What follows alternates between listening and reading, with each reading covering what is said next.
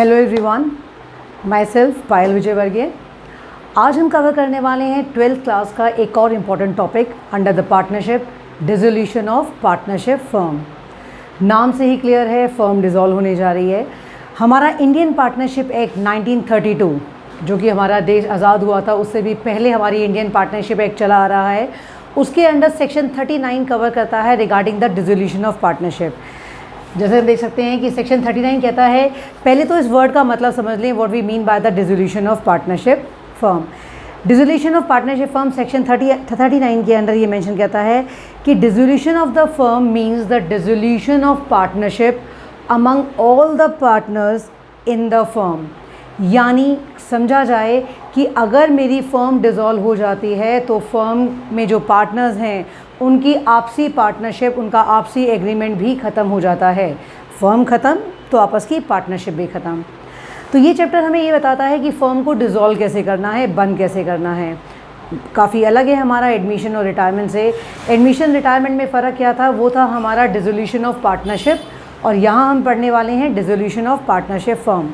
तो पहले तो बेसिक फ़र्क समझ में आ जाए कि पार्टनरशिप एंड होने का मतलब क्या है और फर्म के एंड होने का क्या मतलब है। जब पार्टनरशिप एंड होती है तो पार्टनर्स की आपसी एग्रीमेंट चेंज होता है due to any reason, either the change in profit sharing ratio, admission हो रहा है, रिटायरमेंट हो रहा है, डेथ हो रही है, फर्म वही चलती है, नाम वही चलता है, काम वही चलता है। सिर्फ पार्टनर्स के बीच में आपसी एग्रीमेंट, कोई पार्टनर गेन कर रहा है, कोई लॉस सेक्रीफाइस कर रहा है, तो वो सारी ट्रीटमेंट हम करते हैं, फिर सारे एसेट्स लायबिलिटी रिवैल्यू करते हैं। लेकिन बात करें अगर डिसोल्यूशन ऑफ पार्टनरशिप फर्म की, वहाँ पे फर्म भी ख़त्म होती है, पार्टनरशिप भी ख़त्म होती है, फर्म का नाम, फर्म का काम, सब कुछ दी एंड हो जाता है।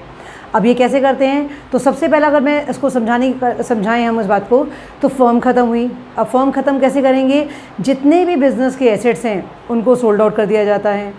बेच के जो पैसा आया उससे हमने लायबिलिटीज़ को चुका दिया। लायबिलिटीज़ को पे करने के बाद अगर कोई पैसा बचता है पार्टनर्स के बाद, तो वो फिर पार्टनर्स में आपस में सेटल डाउन कर लेते हैं, पार्टनर्स ले जाते हैं। तो डिसोल्यूशन ऑफ पार्टनरशिप फर्म मतलब काम ख़त्म, नाम ख़त्म, बिज़नेस का दी एंड हो जाता है। अब नेक्स्ट आता है इसमें कि हम कैसे फर्म को डिसॉल्व करें। तो यहाँ कुछ थ्योरी टॉपिक्स मैंने कवर किए हैं। तो सबसे पहले आता है मोड ऑफ डिसोल्यूशन, यानी कैसे किसी फर्म को डिसॉल्व किया जा सकता है। सबसे पहला आता है हमारा mutual agreement, the easiest one. हम 3 या 4 पार्टनर्स हैं, हम पार्टनर्स ने डिसाइड किया, रीज़न कुछ भी हो, यहाँ रीज़न इंपॉर्टेंट नहीं है, आपस में इन्होंने डिसाइड किया कि इस फर्म को हमें बंद कर देना चाहिए। म्यूचुअली एग्रीमेंट था, सभी पार्टनर मिलकर तैयार हुए, तो वो फर्म डिसॉल्व कर सकते हैं। ना तो इसमें कोर्ट का, ना गवर्नमेंट का, ना सोसाइटी का कोई कंट्रीब्यूशन नहीं है। पार्टनर्स ने मिलकर चाहा अब इस फर्म को बंद कर देते हैं, दे कैन, तो उनका राइट है। सेकेंड पॉइंट आता है कंपल्सरी डिसोल्यूशन। अब कंपल्सरी डिसोल्यूशन का क्या मतलब है कि जहाँ पे आपके पास ऑप्शन ही नहीं बचती कि भैया आपको फर्म बंद करनी पड़ेगी। ऐसी कंडीशन कब आती है, पहली कि अगर एक पार्टनर के अलावा बाकी सारे पार्टनर इंसॉल्वेंट डिक्लेयर कर दिए जाएं, except the one other partners were declared as insolvent, तब ऐसी हालात आ जाते हैं। दूसरा क्या आता है कि अगर if the business of the firm is become unlawful, यानी जो बिज़नेस आप चला रहे हैं, काम जो चला रहे हैं, वो अनलॉफुल, इलीगल अगर डिक्लेयर हो जाता है, तब आपके पास कोई दूसरी चॉइस नहीं बचती है, you have to dissolve the firm. ये आपकी कंपल्शन हो जाती है, आपको फर्म डिसॉल्व करनी ही करनी पड़ेगी। तीसरा आता है बाय नोटिस, ये सेक्शन 43 हमारा कवर करता है। बाय नोटिस क्या है, जब यानी डीड जब हमारी बनी थी, जब हमने फर्म स्टार्ट की थी, उस टाइम ही ये मेंशन कर दिया गया था कि बाय नोटिस भी हम फर्म को डिसॉल्व कर सकते हैं।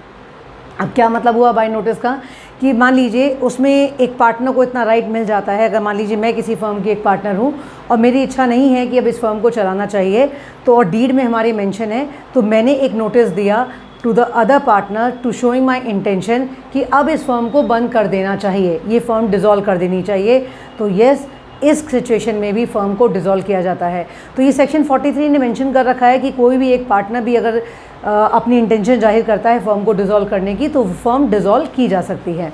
तो ये बाय नोटिस आप कर सकते हैं, बट हाँ, ये आपकी डीड में मेंशन होना चाहिए कि ऐसा रूल आप अलाउ कर सकते हैं।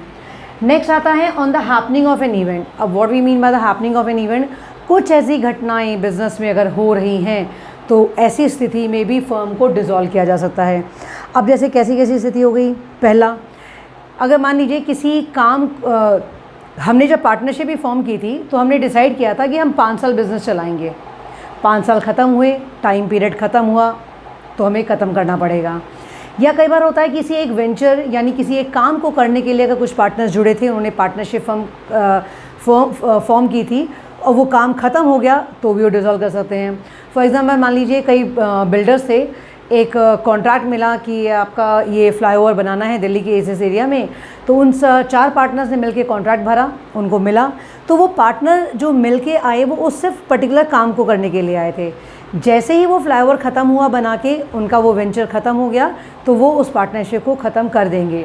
तो 2 इवेंट हमने क्या समझे, या तो हमारा टाइम पीरियड जिस टाइम के लिए हमने पार्टनरशिप बनाई थी वो ख़त्म हो जाए, या फिर जिस काम के लिए हमने किया था वो ख़त्म हो जाए, या फिर अगर कहा जाए कि किसी एक ऐसे पार्टनर की डेथ हो जाए जिसके दम पे बिज़नेस चल रहा था।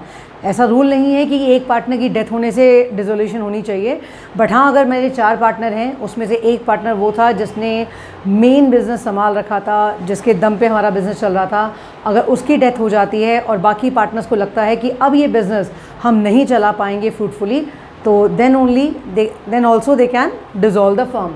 तो ये कुछ इवेंट अगर हमारे ऐसे हो जाते हैं on the happening of event तो भी हम फर्म को डिसॉल्व कर सकते हैं।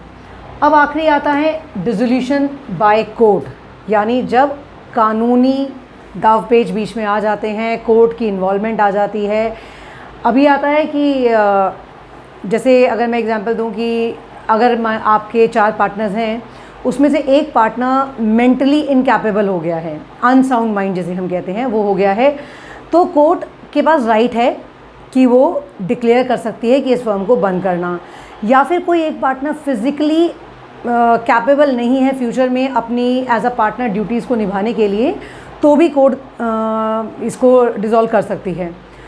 अब अक्सर ये सवाल आता है बच्चों के दिमाग में कि भाई कोर्ट को क्या सपना आया कि मेरे फर्म का एक जो पार्टनर है वो अनसाउंड माइंड का हो गया है या मेरा एक फ़िज़िकली इनकैपेबल हो गया है।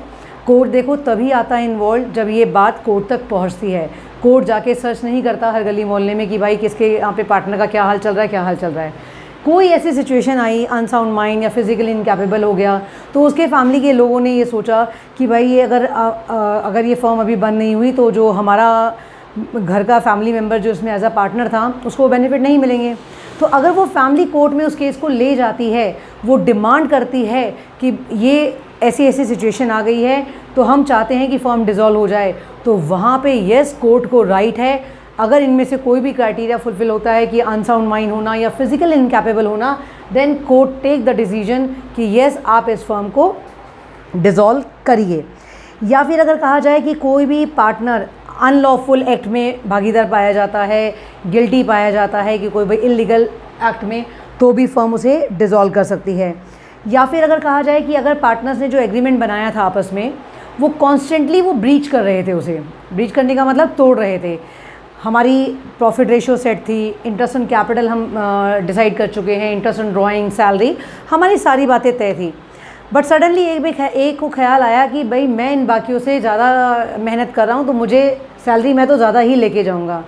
बी को सनक चढ़ गई कि मैंने तो भैया पैसा ज़्यादा लगा रखा है कैपिटल का, तो मुझे तो इंटरेस्ट ऑन कैपिटल ज़्यादा मिलना चाहिए। कॉन्स्टेंटली हर साल ईयर बाय ईयर ये सारी एग्रीमेंट ब्रेक की जा रही है। झगड़े से तंग आकर वो कोर्ट के पास पहुंचते हैं और ये प्रूव कर दिया जाता है कि येस वो उस एग्रीमेंट को लगातार तोड़ रहे हैं, एग्रीमेंट बनाने को का पर्पस सक्सेसफुल नहीं हो पा रहा, तब भी वहाँ पे कोर्ट परमिशन दे सकती है, राइट डिसीजन दे सकती है कि आपने इस फर्म को बंद करना है। या फिर अगर लगता है कि फर्म को ही जस्टिफाई लगता है कि ये बिज़नेस सोसाइटी के लिए अच्छा नहीं है, हमारे आसपास की एनवायरनमेंट के लिए सही नहीं है, तब भी वो कोर्ट उसको कंपल्सरी डिसोल्यूशन के लिए दे सकती है। तो 5 चीज़ें हमने समझी हैं। पहला तो म्यूचुअल, जहाँ पार्टनर्स आपस में तैयार हो जाते हैं। कंपल्सरी, कोई हमसे जहाँ पे इंसॉल्वेंसी वाली कंडीशन आ जाती है तो है। नोटिस के थ्रू कोई ऐसा इवेंट हो जाए या डिसोल्यूशन ऑफ कोर्ट के थ्रू कोर्ट हम कर सकते हैं।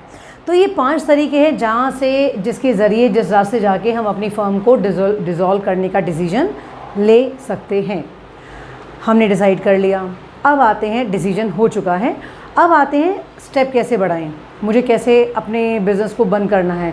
ये तो नहीं ना मैंने सोचा चलो बंद करना है तो बंद कर दिया, नहीं, इसके लिए भी एक प्रोसीजर है। सेक्शन 48 हमारा डील करता है with the settlement of account की जो आपने इतने 50 अकाउंट खोल रखे हैं, बैलेंस शीट में जो एसेट लायबिलिटी हैं, कैसे शुरुआत करो, कैसे उसको डील करो, कैसे डील करो। तो हमारा सेक्शन 48 में 2 चीज़ों में उन्होंने डिवाइड किया है। पहला है ट्रीटमेंट ऑफ लॉसेस और दूसरा application of assets. Section 48A जो हमारा इंडियन पार्टनरशिप एक्ट का है वो बात करता है about the treatment of losses. अब what mean by the losses, मेरे बिज़नेस अच्छा नहीं चल रहा है, कंपनी लॉस में जा रही है, तो अब मुझे पहला काम क्या करना पड़ेगा कि इन लॉसेस को मैं पे ऑफ कैसे करूं। तो ये कहता है कि जब भी पे ऑफ करने की बारी आती है तो आप उस लॉसेस को सबसे पहले आपके जो बिज़नेस में अगर कोई प्रॉफिट्स या रिजर्व रखे हैं उनसे आप उसे कवर अप कीजिए। अगर उससे कवर अप नहीं हो पाता है तो आप पार्टनर्स की जो कैपिटल बिज़नेस में लगा रखी है उस पैसे को यूटिलाइज़ कीजिए। फिर भी वो लॉस कवर अप नहीं हो पा रहा तो हम पार्टनर से रिक्वेस्ट करते हैं या कहिए ऑर्डर करते हैं कि वो अपनी प्राइवेट प्रॉपर्टी में से जितना वो प्रॉफिट में से शेयर कर रहे थे उसी प्रोपोर्शनेट में अपनी प्राइवेट प्रॉपर्टी में से बिज़नेस के लॉस को कवर करने के लिए भरपाई करें। ठीक है, तो 3 स्टेप मैंने क्या बताए। ट्रीटमेंट ऑफ लॉसेस, अगर बिज़नेस के लॉसेस आ रहे हैं, लॉस में है बिज़नेस और मेरी फर्म बंद होने जा रही है, तो पहला वो लॉस कहाँ से कवर करेंगे हम, अपने जो ऑलरेडी मेरे अनडिस्ट्रीब्यूटेड प्रॉफिट या लॉस बिज़नेस में है उनसे। वहाँ से वो लॉस कवर नहीं होता तो पार्टनर्स की कैपिटल आप यूज़ करेंगे।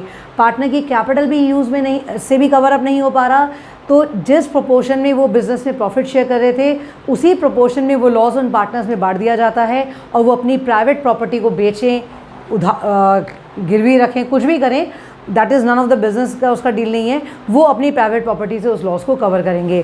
तो ये सारी डिटेल हमारी सेक्शन 48A में मेंशन है कि लॉसेस कैसे कवर होंगे at the time of dissolution. Next आता है एप्लीकेशन ऑफ एसेट्स। ये 48B कवर करता है। ये कहता है कि जो आपने एसेट्स आपके पास बिज़नेस में थे, आपने उनको सोल्ड आउट किया, अब उस पैसे को कैसे पेमेंट करें।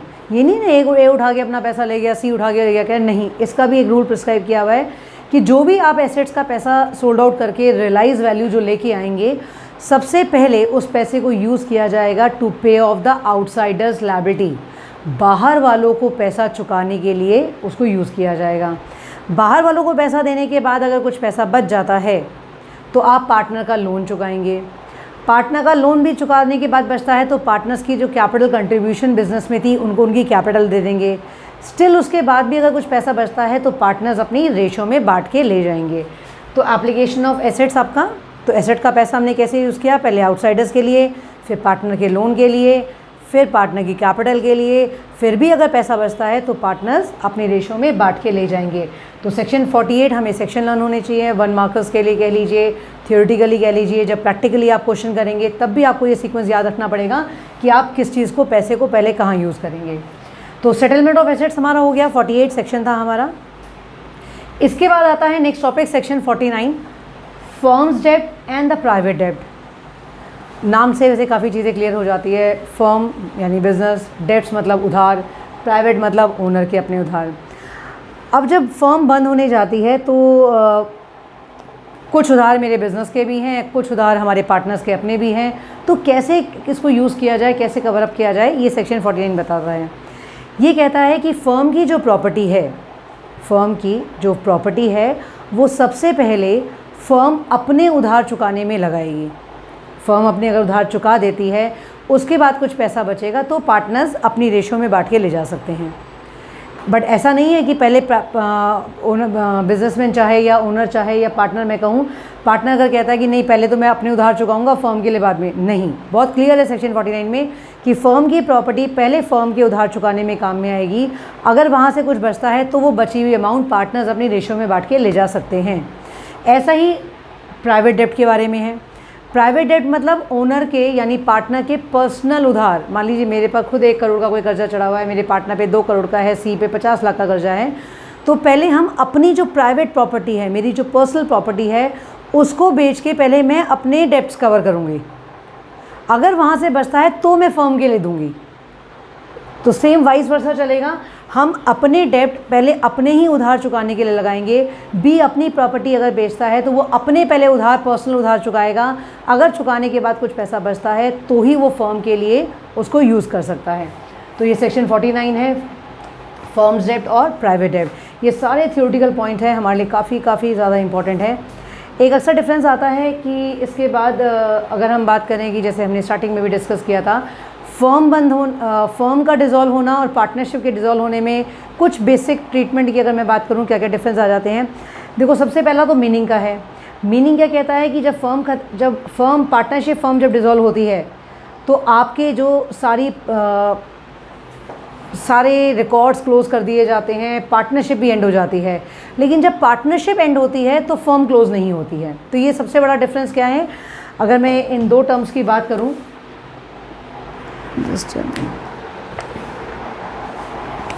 अगर हम बात करें कि डिसोल्यूशन ऑफ पार्टनरशिप फर्म और दूसरा है डिसोल्यूशन ऑफ पार्टनरशिप फर्म का बहुत बड़ा डिफरेंस है। फर्म का क्लोज होना और पार्टनरशिप के क्लोज होने में फ़र्क है। अगर फर्म क्लोज होती है तो सब कुछ ख़त्म है, बिजनेस ख़त्म, नाम ख़त्म, काम ख़त्म। लेकिन अगर पार्टनरशिप ख़त्म होती है तो सिर्फ आपस की एग्रीमेंट ख़त्म होती है और नई एग्रीमेंट आती है, लेकिन बिजनेस एज इट इज़ चलता है। तो पहले तो मीनिंग में फ़र्क आ जाए। फर्म ख़त्म तो पार्टनरशिप ख़त्म, पार्टनरशिप ख़त्म तो फर्म ख़त्म नहीं होती है। दूसरी अगर बात करें तो बिज़नेस कैसे कंटिन्यू होगा, इस केस में बिज़नेस एंड हो जाता है। इसमें बिज़नेस सेम नाम सेम काम के साथ हम कंटिन्यू करते हैं। इस केस में हम सारे बुक्स ऑफ अकाउंट्स क्लोज़ कर देते हैं, एसेट क्लोज, लायबिलिटी क्लोज, सब हम बंद कर देते हैं। बट यहाँ पे मेरे अकाउंट्स वैसे की वैसे चलते रहते हैं। उसके बाद तो ये सब मोटी मोटी चीज़ें हैं जो हमें याद रखनी है इन दोनों के बारे में। तो ये सारा था हमारा थ्योरेटिकल। अब आते हैं अकाउंटिंग ट्रीटमेंट। यहाँ कौन कौन से रिकॉर्ड्स बनाने की ज़रूरत हमें पड़ती है। तो ये 4 अकाउंट्स हमारे बनते हैं अकाउंटिंग ऑफ डिसोल्यूशन की अगर बात की जाए तो। सबसे पहला बनेगा रियलाइजेशन अकाउंट, जो कम्प्लीटली डिफरेंट है फ्रॉम द रिवैल्यूएशन अकाउंट। यहाँ पे एसेट्स एंड लायबिलिटीज़ की रियलाइज वैल्यू लिखी जाती है।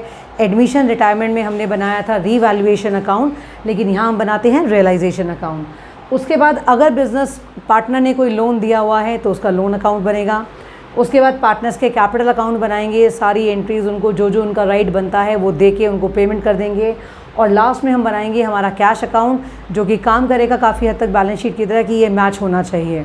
तो ये 4 अकाउंट्स हमारे बनते हैं अकाउंटिंग ट्रीटमेंट के अंदर। तो ये टॉपिक हमने आज जो कवर किए हैं,